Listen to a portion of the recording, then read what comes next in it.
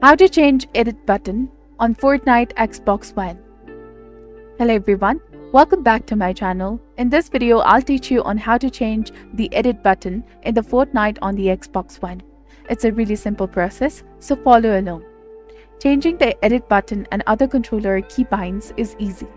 I'm recording this on my PC, so I'll be guiding you through the steps. Listen to me carefully and follow the steps.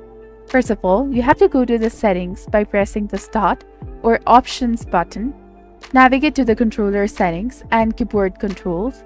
Find control mapping, where you can customize key bindings.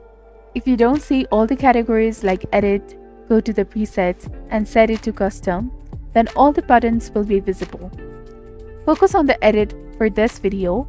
You can customize bindings from select, confirm, reset, sprinting, map, inventory, etc. In order to bind a key, select an empty space and choose a key. To remove a key bind, select X. If it's too much, go back to the presets for the automatic setup. And I hope this helps you change the edit button in the Fortnite on Xbox One.